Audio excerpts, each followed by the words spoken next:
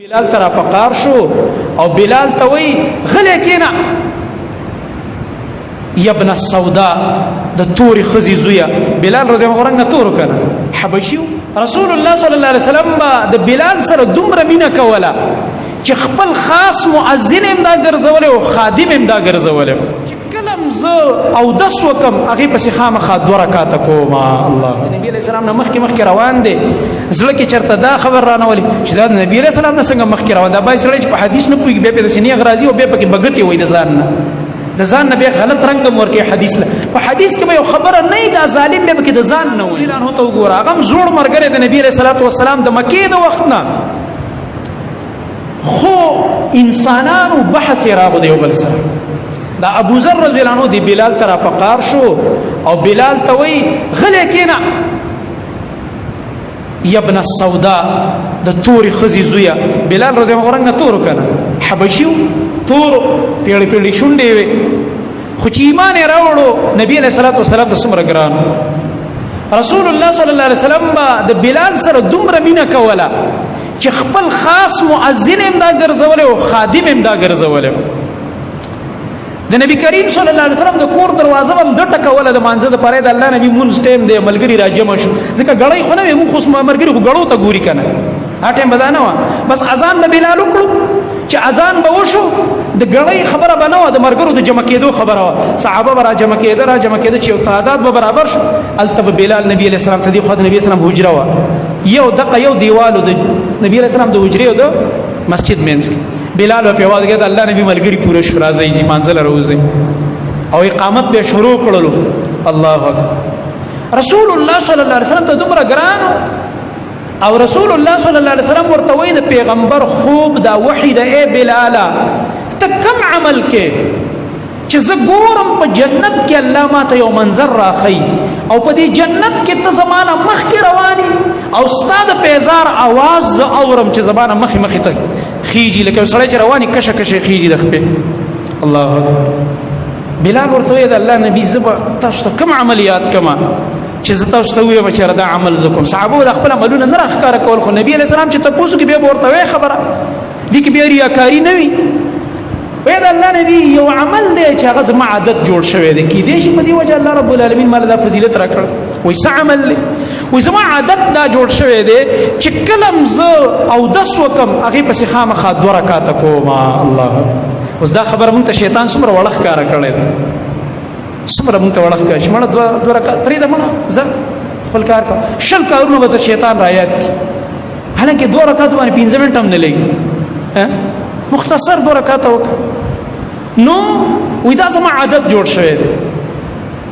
نو ګور ورته یو دا عادت بل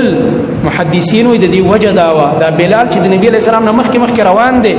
زړه کې چرته دا خبر رانه ولي چې دا د نبی علیہ السلام نه څنګه مخکې روان دا بای سره په حدیث نه پوي به په سینې غرازي او به پکې بغتی وې د ځان نه به غلط رنگ ورکه حدیث له په حدیث کې به خبره نه دا ظالم به کې د ځان نه وي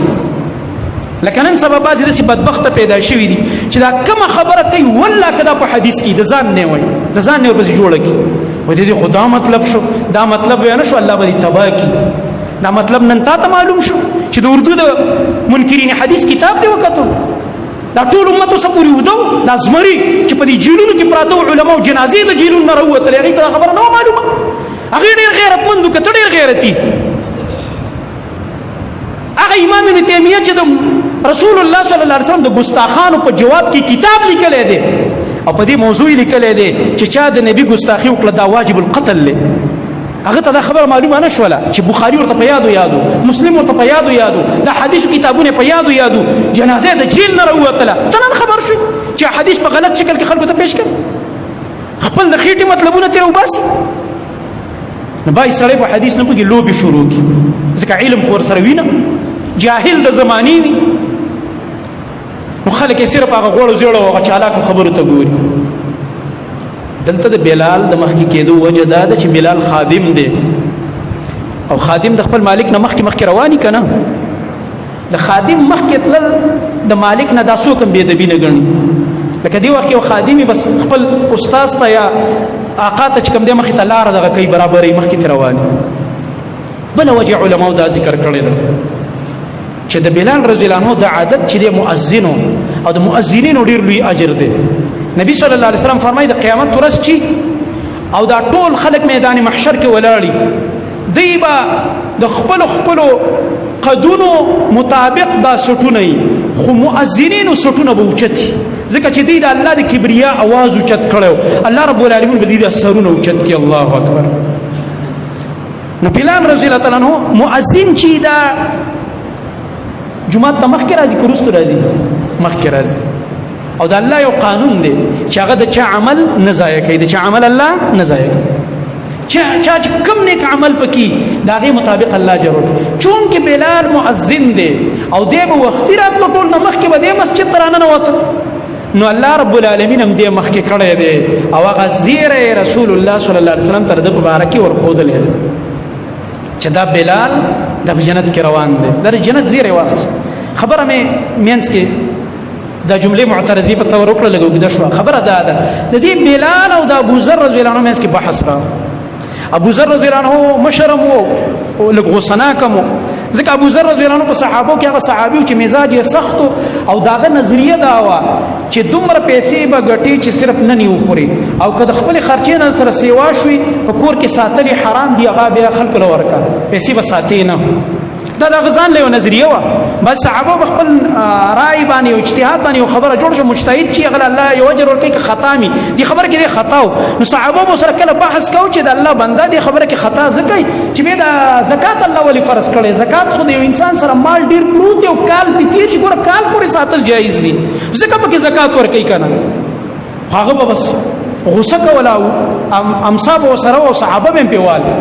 نو غوسنا کو د مزاج نه. نو دا زهد پکې ډیرو، دا تقوا په دونه باز انسان باندې غالب شي چې کله کله په یو جایزه خبره مستا رد کوي. خپل یو فکر جوړ شوی دې ته تفردات وای. د صحابه کرام رضی الله عنهم کې تفردات. نو پس خبره باندې دوانو خبرې تاوی را تاوی شو. نو دی ابو ذر ورته ویلي یا ابن السودا د توري خزي زویا ته اوس ما سره خبرې کوي. دا خبره و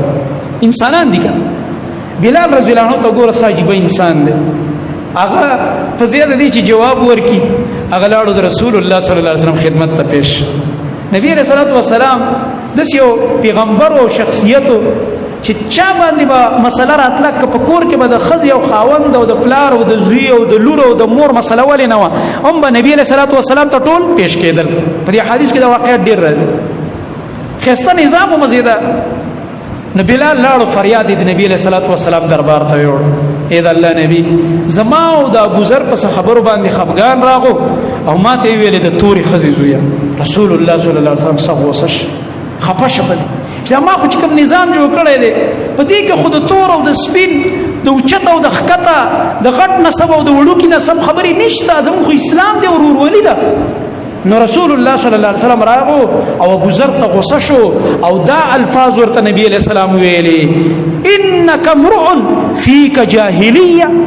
دا خبره نبی علیہ السلام کولې شما ته نشو کول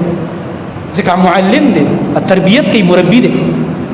ابو ذر رضی الله عنه ته هغه سړی چې لا تا کې وسم د جاهلیت خوې پاتې دی. دا خو د جاهلیت د دور خبرې وي چې په د اسلام نه مخکې به یو سړی په بل باندې به ځان اوچت ګڼلو د رنګ د وجې نه، د نسل د وجې نه، د قوم د وجې نه، د نسب د وجې نه. اوس خو په اسلام کې دا خبرې ختمې شوې دي. د الله په نزد هغه انسان اوچت دی چې بس تقوادار دی. چا کې چې تقوا ده به اوچت. ولې دې دا خبره کړې ده چې په رنګ باندې د په دې تور رنګ باندې تا دا خپه کړی دی او د دې عار دې ورکړی، مور دې ولې یاده کړې تور. ګوره د صحابه کرام رضی الله عنهم دي زړونو ته څنګه چې ما آیت لوسته چې الله فرمایي الله رب العالمین ستاسو دي زړونو کې ایمان خسته کړی. په دې خبره ابو ذر رضی الله عنه را روان شو فورا او بلال خواته راغو. الله اکبر. او په دې ځمکه ورته سم لاستو د بلال په دې خپو کې او بلال او د خپل مخې په دې خاورو کې ککړ کړلو او ورته بلال زما په دې مخ باندې به د پاسه خپګ دی او معافي راته وکړه. الله صحابه کرام عجیب خلک د انانیت د ځان غټ ګڼل او تکبر د خپل کې نه و. دې د پاره چې دا بلال خوشاله کم ځکه د دې لاس نبی رسول الله خپه شوی چې دې مې معاف کړي. نبی رسول الله خوشاله شي. نو دلته ورته هغه پرې وته په خاورو کې او جاړي چې ما معاف کا او په دې مخ راله خپې کېده زما تا ته اجازت دی چې بیا زه داسې خبره نه کوم او بره ورته بلال په سلګو شو په ژړا شو وایي زر ور ما همداسې معاف کړه زه به په تا باندې خپه ږدم دا خو سوال نه پیدا کېږي خو زه یو خبره ورغه او تا بس معافي وغوښته او ما نبي علیه السلام ته شکایت ویوړو د بس ته اوس په هغې باندې پریشانه شوې پښیمانه شوې بس ما معاف کړی د الله دپاره دا یو عجیب نظام رسول الله صلی الله علیه وسلم جوړ کړی زما محترم ورونو که چېرته موږ تاسو دا غواړو چې زموږ معاشره دقه شانته جوړه شي د یو بل قدر د یو بل احترام د یو بل سره مینه محبت الفت ښه تعلق احسان کول والله چې صحابونه به دا چلیز زده کوو